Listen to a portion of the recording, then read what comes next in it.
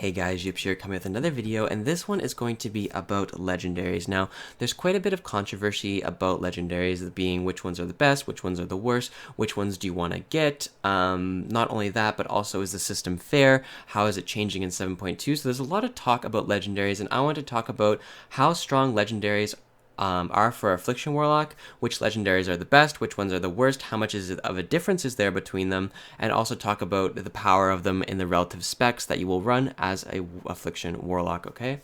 So without further ado, I'm going to talk about the most popular spec that has been currently run in Nighthold. It's going to be Malefic Grasp, Contagion, Siphon Life, and Soul Conduit, this being a very, very powerful build in the Nighthold. Now, in regards to legendaries, there really isn't that much of a difference between using the best legendaries and using the worst ones, okay? There's only about a 7 to 8% difference in sim DPS between using the best legendaries, that being the Hood of Eternal Disdain, and Reap and Sow, and then using no legendaries at all. So, taking that into consideration, you guys really need to realize that this build is really a powerhouse build for World of Warcraft, especially for Affliction, simply because it is not legendary dependent. There's a lot of specs in the game that if you unequip and equip 2 pieces of gear, your damage will go up by 100 to 150,000, but for an Affliction Warlock with this spec in particular, you'll only really see a fluctuation of about 4 to 5%, which is actually quite good.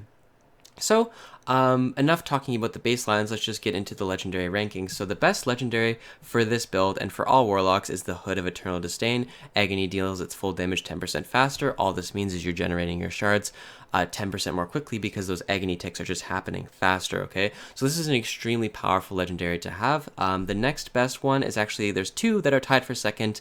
That is the Reap and Sow and the Power Chord. They're both relatively equal in strength, with the Power Chord just giving you more soul shards in general, and the Reap and Sow, you can think of it as additional Reap soul generation, about 20% more Reap souls. So this legendary is just going to give you flat more damage, and the Power Chord is just going to allow you to have more UAs so you don't feel like you're shard starved so much. They're both very powerful with this build. Now, the next best legendary is also tied for third, is going to be between Prideaz and Seratins.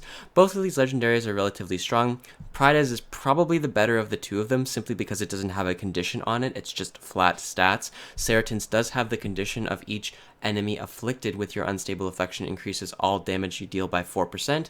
This just means if you have unstable affliction on a target, no matter how many you have on that specific target, you will be dealing 4% increased damage, and obviously if you get it on another target, it would go up to 8%. This is very powerful in the Malefic Grasp build because it gets to multiply with modifiers like Contagion and Malefic Grasp, so these two will be tied for third.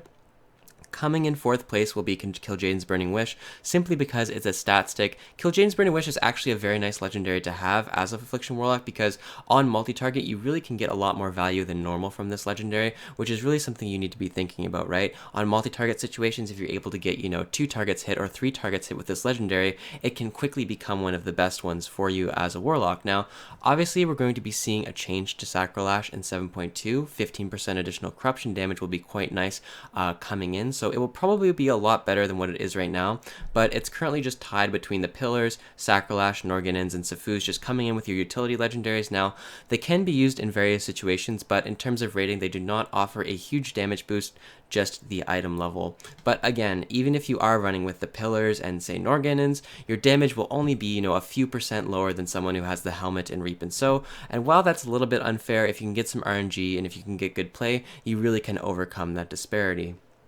Now, in terms of the next build that I want to cover for Warlock, being the Soul Effigy build, there's a little bit more of a disparity here, okay? I'm not going to lie, it's not the same as the Soul Conduit build. Some legendaries really make this Soul Effigy shine, okay? The legendaries specifically being the Helmet and the Reap and Sow. These legendaries are just so powerful for this build because, one, you're going to be agonying 2 targets, which generates even more benefit from the Helmet, and not only that, the Reap and Sow is generating more Reap, and since you have more shards for more Reap, you're just going to be doing, it's just kind of like a snowball effect. So the low and the high of this build is, anywhere from 10 to 13%. It's quite a little bit more than the Soul Conduit build, so I really don't recommend you guys play Soul Effigy unless you have a good set of legendaries, that being basically if you have the Helmet or the Cape, you can start to play with it a little bit, but the Helmet really does make Soul Effigy shine simply because you can get 2 targets hit with your agony, okay?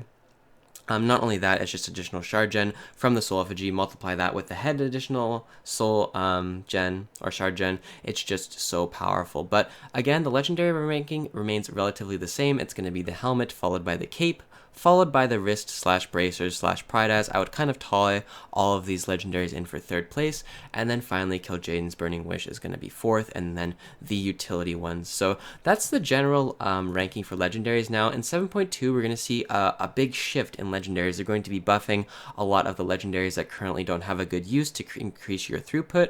Those who don't know what throughput means, it simply means that just your damage, your throughput damage. So if you were to attack a target for 10 minutes, if they're just trying to increase the legendaries, so if you attack that target for 10 minutes, now you'll be doing more damage than before.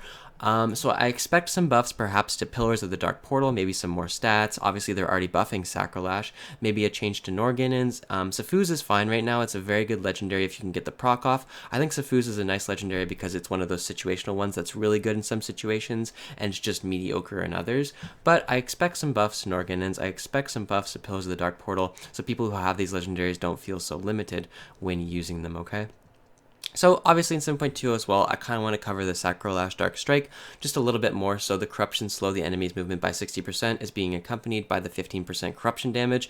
That's actually very, very relevant. There's going to be a lot of multi-target bosses, and the more targets that you have corruption on, obviously your damage is going to go up by quite a bit. So with the fact that this ring is just so powerful, the slow, adding additional 15% corruption damage is going to make it one of the better legendaries, because that additional passive damage is just going to ramp up so much. If you think about it like this, if you're already doing, 800k DPS on a multi-target fight, just add, 15 to 30k onto that, and that's basically what this legendary is going to be. It's going to be a passive damage increase like Pride has, so it'll be very, very strong, and we'll start to see a lot more Warlocks using it. Anyways, that's it for me. That's my legendary rankings. That hopefully I give you guys some stuff to think about in terms of legendaries and what you should be using as a Warlock. So I hope you guys enjoyed this video, and I will see you all next time.